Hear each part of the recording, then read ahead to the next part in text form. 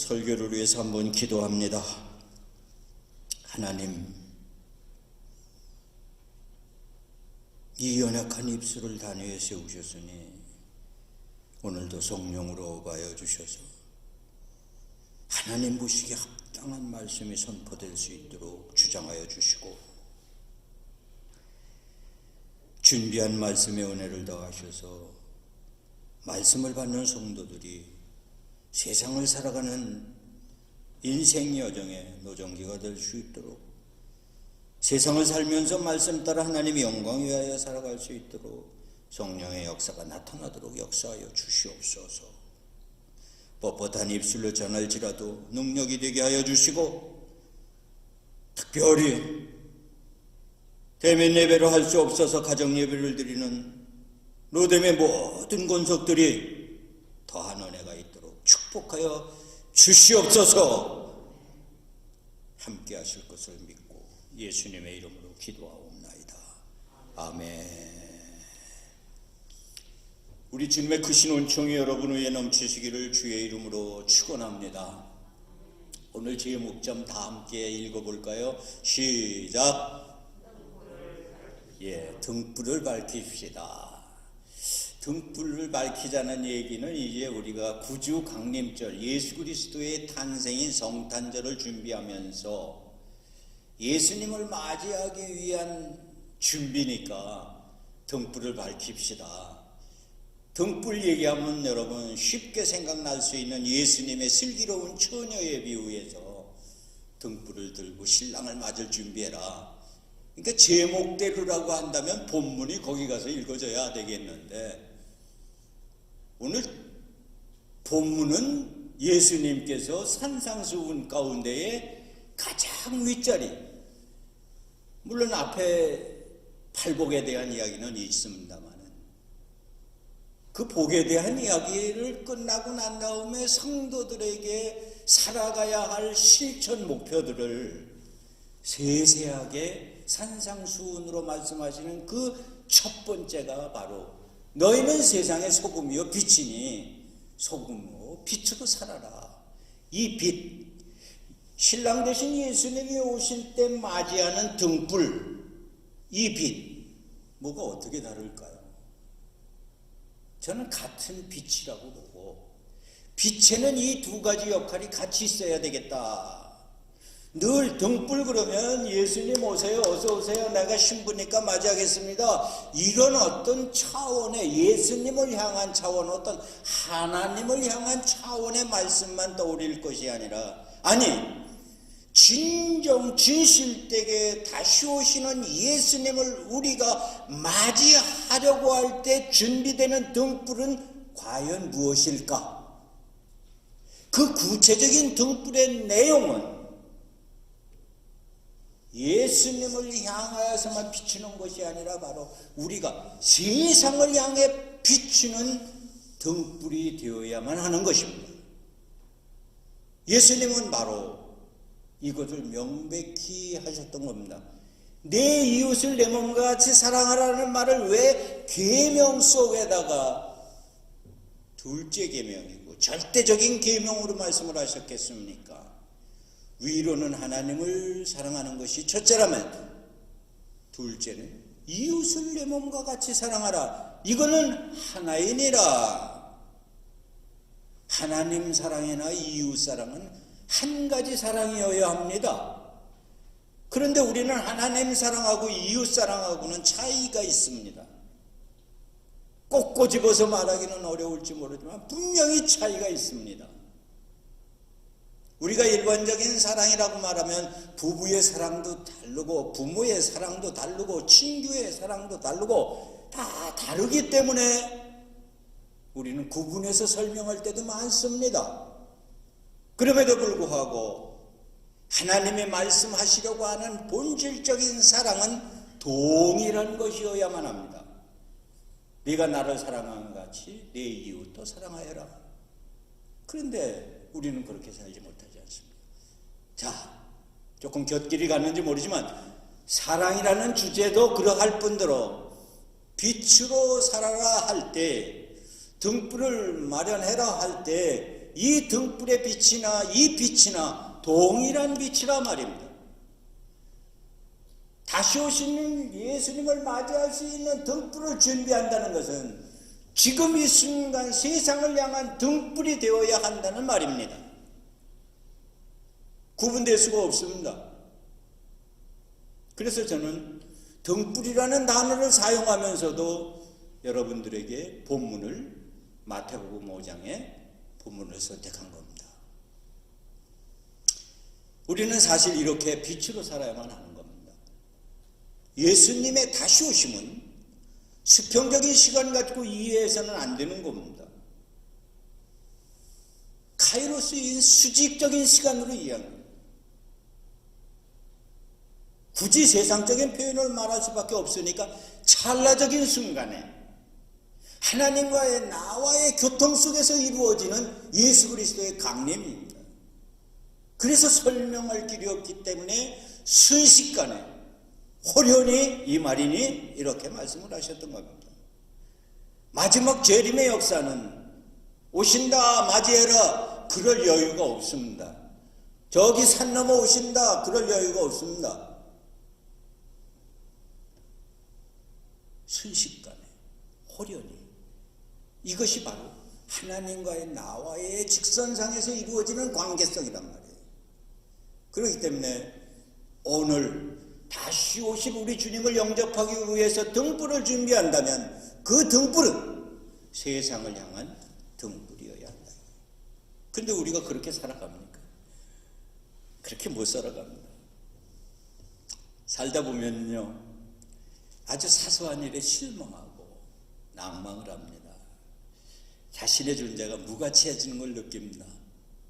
우리 여기 은율이나 은찬이 또 목사님 내용은 제가 오늘 드리는 이 짧은 말씀이 잘 이해는 안 되실지 모르지만 우리 여기 김상희 권사님이나 또 나이 드신 우리 김정수 범위수 권사님 여러분들은 제가 살으니까 그래요.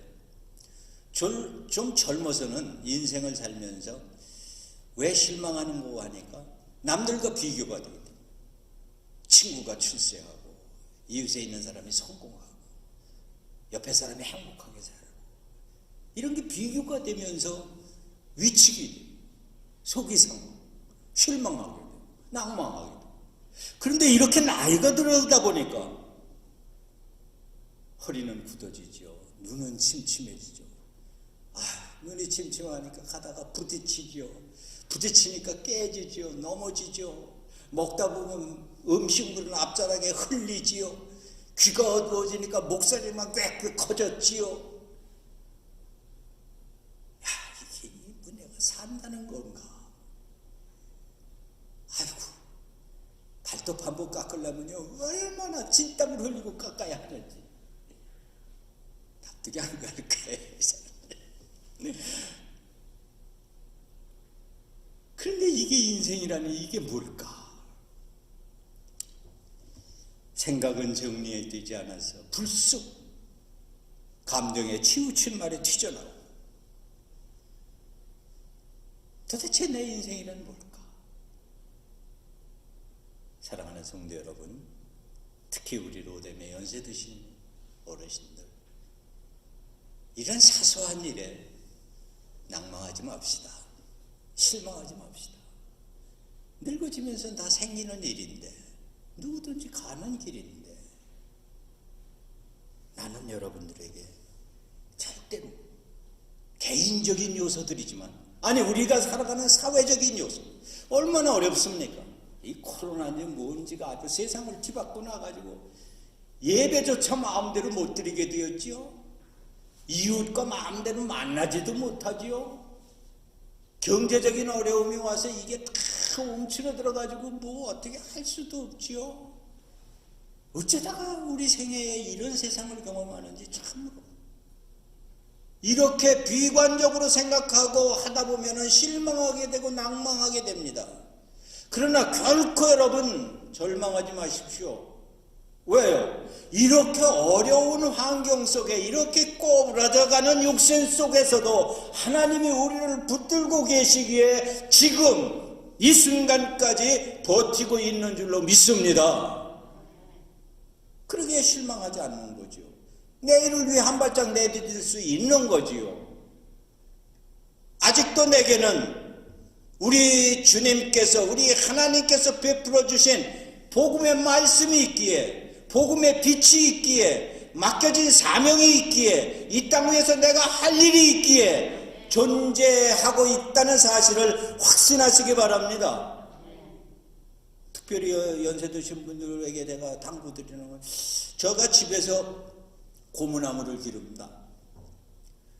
고무나무를 기르는데 어느 날 보니까 고무나무 잎이 잘 나와서 거의 다 컸는데 맨 끝에 고무나무 그 껍데기가 이렇게 매달려 있더라고요. 그래서 다 껍데기 다 말라 빠뜨려진 거니까 제가 그 고무나무 껍데기 말라 빠뜨려진 거를 띄워서 쓰레기통에 넣었어요.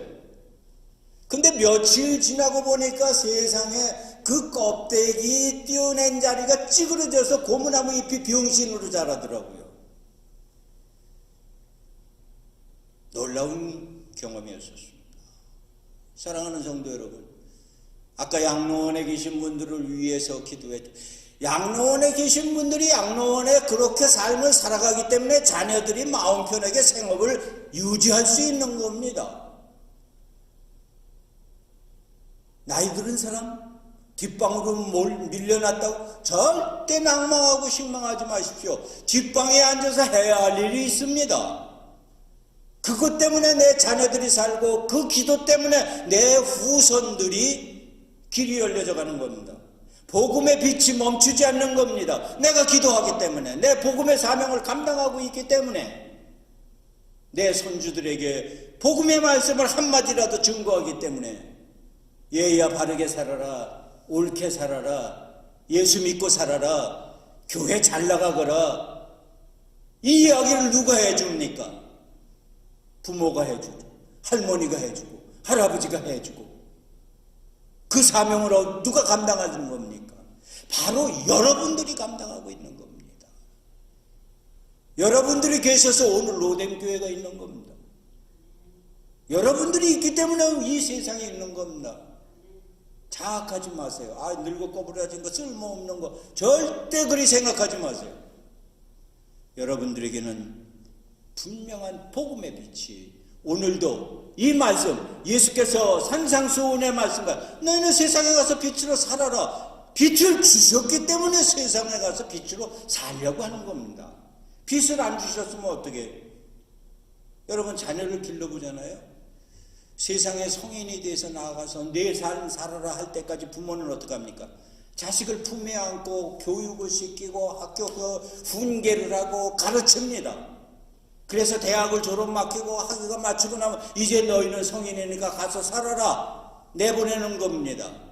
마찬가지입니다. 우리가 성도들 하나님의 부름을 입어서 하나님의 택함을 받아서 그렇게 훈련되어졌고 그렇게 직분이 주어졌고 그렇게 이날까지 사라졌습니다. 그런데 왜 그것을 스스로 소멸하려고 하십니까? 왜 그것을 스스로 뭉개려고 하십니까? 절대 낭망하지 마십시오. 신약에 있어서 구약이 필요한 것처럼 생명의 근원이 되시는 복음의 말씀이 여러분들에게 있었길래, 사랑하는 성도 여러분, 오늘 본문을 잘 기억하시고 여러분들에게 있는 한 가닥 복음의 빛을, 등불의 빛을 환하게 밝힐 수 있는 여러분들이 되기를 주님의 이름으로 축원합니다. 자, 복음의 빛 등불이라고 말하면 너무 우리는 세상을 향한 사명이나 무슨 어떤 의미를 논하게 되는데, 아까도 말씀드렸듯이 등불 그러면 예수님을 향한 그것만 논하게 되는데, 그게 아니라 세상을 향하기 전에 먼저 우리들 자신을 한번 돌아보자 이겁니다. 그래서 저는 첫째로 등불은 켜져 있어야만 한다. 사랑하는 성도 여러분, 불이 꺼져 있으면 등불의 의미가 없는 거죠. 불이 꺼져 있으면 무슨 의미가 있어요? 여러분들의 등불은 어떻습니까? 켜져 있습니까? 꺼져 있습니까? 어쩌면은 세상 기준으로 바라볼 때는 너무 초라한 불같이 꺼지기 직전의 불빛 같아 보일지 몰라도 분명한 것은 지금 여러분들에게 등불이 켜져 있다는 사실이지 않습니까? 시편 기자는 109편 105절에서 주의 말씀은 내 발의 등이요 내 길의 빛이니이다. 여러분들도 이 고백을 할 수 있게 되기를 주의 이름으로 축원합니다. 주의 말씀이 붙들고 있는 사람은 빛을 붙들고 있는 거란 말이에요.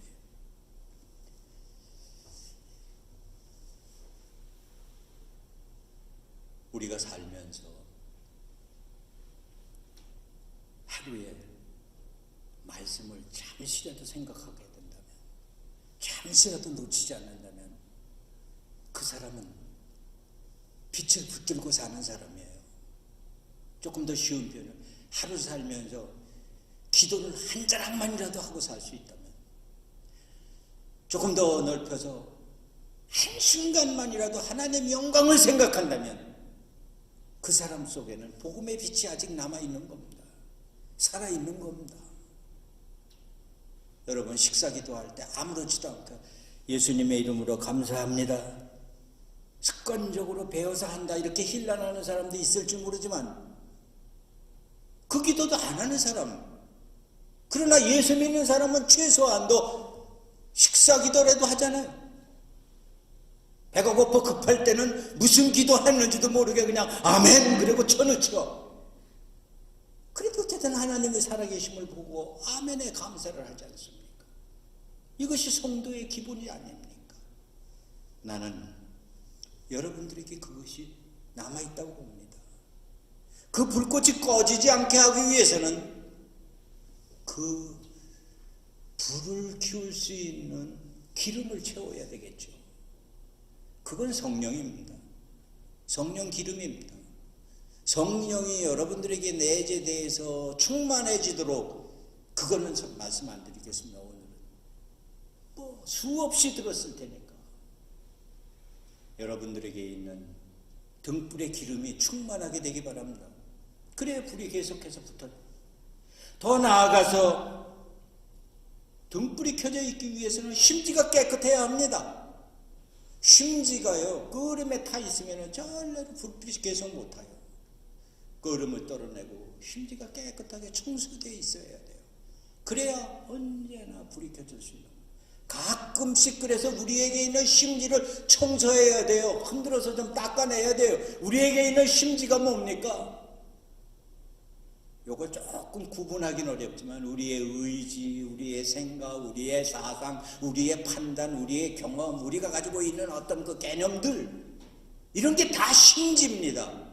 그 심지를 통해서 성령 끌어올려서 불이 빛나는 거니까 세상을 살아가는 원동력의 모든 게 그 심지입니다. 사실은 육신의 어떤 파워, 그것도 심지라고 할 수 있습니다. 그걸 새롭게 해야 되는 겁니다. 육신의 건강을 새롭게 해야 정신의 건강이 새로워지고, 육신과 정신의 건강이 새로워질 때 성령의 불꽃이 살아나게 될 줄 믿습니다. 이거는 뗄래야 뗄 수 없는 거예요. 그러므로 등불이 환하게 비춰지기, 유지되기 위해서는 심지가 깨끗해야 돼요. 더 나아가서 등불이 지속적으로 켜져 있기 위해서는 바람막이가 필요합니다. 어떤 보호, 어떤 막아주는 역할이 있어야 돼요. 등불은 바람 앞에 못 견딥니다. 바람을 막아주는 어떤, 그것을 저는 성령의 보호라고 말하겠습니다. 인위적으로 보호막 만든다고 되지 않지 않습니까? 사단 마귀가 공격하고 오는 거 사람의 재주로 못 막지 않습니까?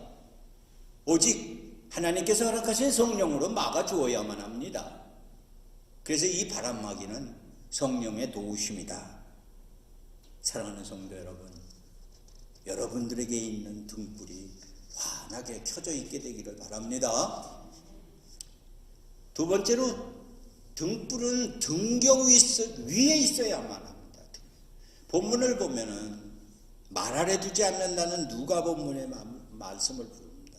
불을 켜서 말 아래 두지 아니하고 등경 위에 두나니. 근데 이 젊은이들에게는 이 말이라는 게 이해가 잘 안 됩니다. 여기서 낳고 자라는 아이들에게는 말이라는 걸 본 적이 없습니다. 그 말이 뭡니까? 쌀 팔아서 되는 말, 이거거든요. 이건 그래서 영어로는 굳이 이걸 원어로는 감춰져 있다, 숨겨져 있다 이런 의미지만은 영어로는 그래서 이것을 put it on the board. 그러니까 불을 켜서 바가지로 엎어놓으면 무슨 소용이 있냐 이 얘기죠. 그러니까 우리 연찬이나 은일에게 볼로 덮어놓으면 무슨 소용이 있냐 이게. 불을 켜서 촛불을 켜서 캔들을 볼로 덮어놓으면 무슨 소용이 있냐 이게. 아무것도 안 비친단 말이에요. 그 얘기입니다. 말 아래 두지 아니하고 등경 위에 두나니. 등경은 빛을 조금 높은 데서 비춰야 멀리 비춰지지 않느냐 이 말이에요. 저는 등불은 등경 위에 둬야 된다. 그래서 등경은 보여지는 곳에 있어야 되는 거예요. 감춰져 있는 곳에 있어서는 안 되는 거예요. 우리 그리스도인들 보여지는 삶을 살 수밖에 없는 거예요. 숨어서 사는 거 아니에요. 세상 속에서 보여지는 삶, 이게 등불로 살아가는 거예요.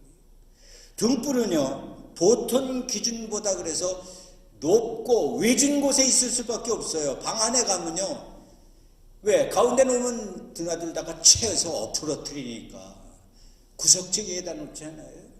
대신 높여놓고. 여러분 등불의 위치를 보세요. 이거 굉장히 중요한 겁니다. 저 망망한 대를 비치는 등대를 보세요. 굉장히 중요한 거예요. 어디가 있냐. 내가 어느 위치에서 빛을 발하겠는가. 나는 그래서 연세 드신 분들에게 당연한 위치라고 말씀드리는 거예요. 할머니의 위치에서, 할아버지의 위치에서, 그 산 동네 위에서 후손들에게, 보여지는 사람들에게, 이웃들에게, 이게 등불의 위치란 말이에요.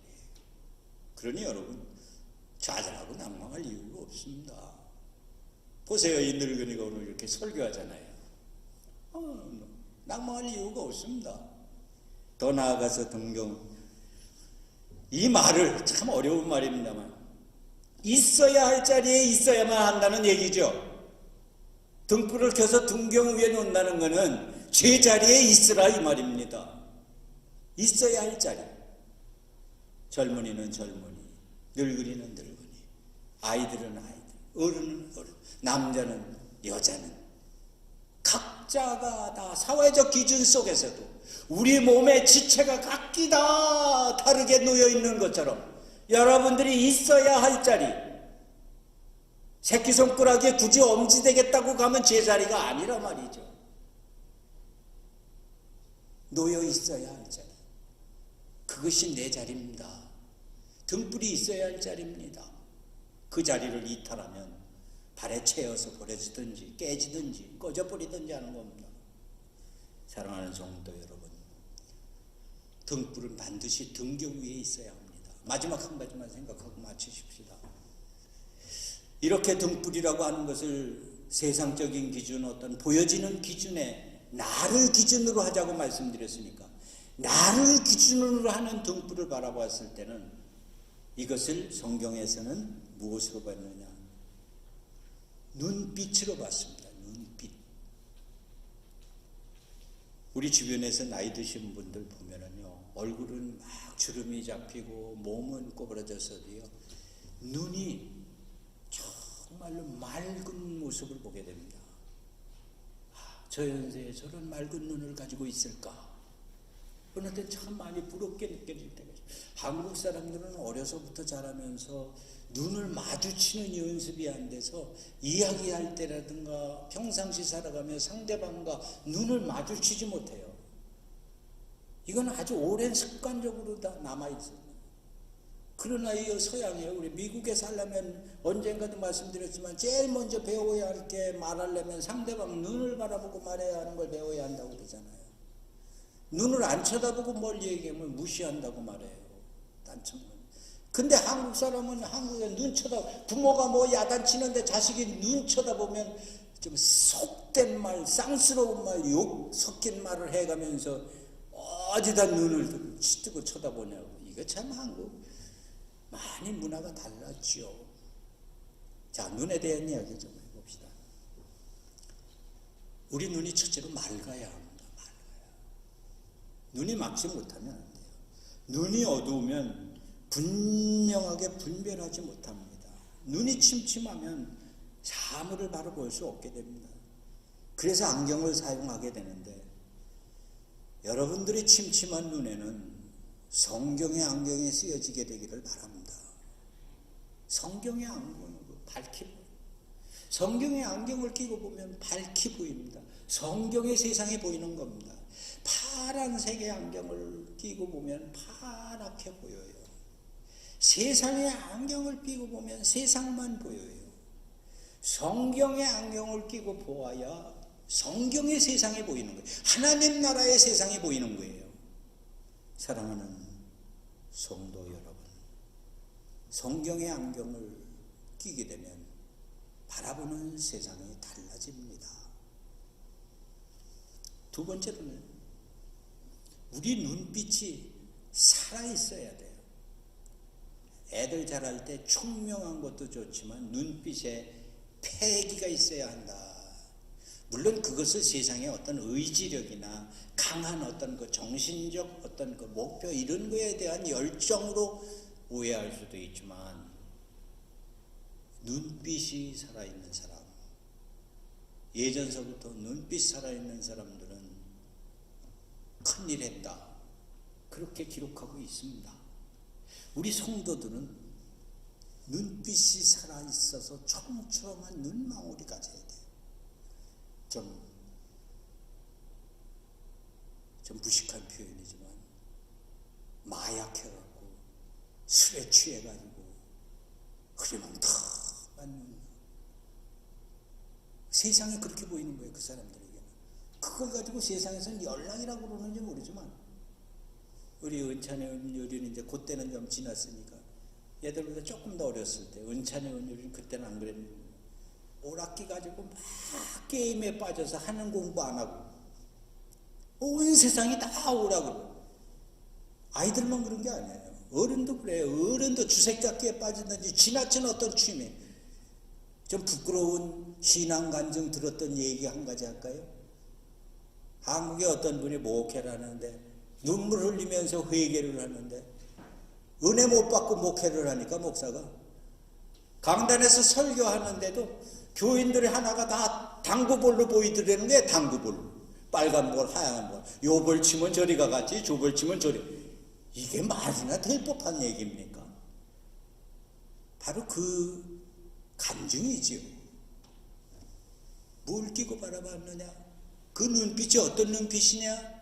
성경의 눈빛을 벗어날 뿐더러 그 눈빛이 흐리멍텅돼 있었기 때문에 본질적인 눈빛을 잊어버렸던 겁니다. 마취돼갖고 취해가지고. 우리는 그래서는 안 됩니다. 여러분, 눈빛이 살아나게 되기를 주의 이름으로 축원합니다. 한 가지만 더 하면, 눈빛이 이렇게 바라보는 어떤 정확도, 우리가 말하는 소위 돋벽이 안경을 써서 정확하게 보는 것도 있지만 시각이라는 게 있습니다. 우리가 이렇게 정면을 보면 정면만 볼 수밖에 없어요. 이걸 시각이라고 그러죠. 고개를 돌려야 불 봅니다. 고개를 돌려야 뒤를 볼 수 있는 겁니다. 이걸 저는 시각이라고 합니다. 여러분들의 시각이 넓혀지게 되기를 주의 이름으로 축원합니다. 넓은 안목을 가져야 되는 거예요. 좁은 시야 가지고 내 앞에 놓여 있는 이것만 바라보는 눈, 이거는 쓸모없는 눈이에요. 예수 그리스도를 통한 성경의 안경을 쓰고 예수 그리스도의 우리 주님의 역사, 성령의 역사로 맑은 눈, 살아있는 눈빛을 가진 사람들은 통찰력과 더불어 넓은 안목, 모든 것을 포함해 볼 수 있는, 섭리하고 끌어안을 수 있는 포용과 사랑과 관용과 너그러움과, 이게 눈 속에 있는 겁니다. 그 시각이 넓어져야 되는 겁니다. 우리 크리스찬들은 최소한도 70번씩 7번이라도 사랑하라는 우리 주님의 말씀을 기억한다면 세상을 향한 빛으로 사는 동안 넓어야 합니다. 아유, 저거는 꼴 보기 싫어서 저거 감옥 가기 딱 안 맞은 거니까 저거는 못 봐줘, 용서 못해. 천만에요. 그건 사람의 기준이죠. 물론 우리 하나님께서도 마지막 심판 때는 용서를 하지 않는다고 경고하고 계시지 않습니까? 결과가 지옥이다 말이죠. 심판의 결과, 그때는 용서함이 없다. 지금까지 용서의 기회를 열어주는 거다 말씀하시는 거죠. 근데 우리는 하나님은 아니지 않습니까? 우리가 할 수 있는 거는요, 우리 주님께서 권하신 대로 마지막이라는 그 표현이 적용될 수 없을 때까지 넓게 멀리 안목을 넓혀가야 하는 겁니다. 사랑하는 성도 여러분, 이제 성탄을 준비하는 주의 강림 기다리는 이 절기에 오늘 저는 등불을 밝힙시다라는 제목으로 오시는 주님을 환영하기 위해서 등불을 밝히자고 한다면 실제적인 내용은 세상을 향해서도 우리가 등불이 되어야 되겠다. 세상을 향해서도 빛으로 살아야 되겠다. 그래서 빛에 대한 이야기를 여러분과 함께 나눴던 겁니다. 다시 한번 기억하시고, 이제 세상 어렵다, 힘들다, 코로나가 뭐냐, 여러분 이런 데에 절망하지 마시고 다시 한번 여러분 속에 있는 등불이 켜져 있는가 확인하시고, 그 등불이 여러분들의 있는 처소에서 빛을 더하여 세상 속에 널리 멀리 퍼지게 할 수 있는 여러분들이 되기를 주의 이름으로 축원합니다. 기도하겠습니다. 하나님, 우리 주님 다시 오실 것을 고대하며 세상 속에는 온갖 추리로 장식돼서 의미를 아는지 모르는지 메리 크리스마스 성탄을 노래하지만 우리 믿는 성도들은 구주 강림의 의미를 또 다른 의미로 해석을 해야 된다는 것을 압니다. 세상 들떠있는 풍속 속에서의 우리 주님을 고대가 아니라 이 땅 위에 이루기 원하시는 하나님의 구원의 사역의 역사로서의 구주 강림 다시 한번 기억하고 세상을 향한 우리의 등불이 꺼지지 않도록 있는 자리에서 빛을 발할 수 있는 등불이 될 수 있는 저희들 되게 하여 주시옵소서. 예수님의 이름으로 기도하옵나이다. 아멘.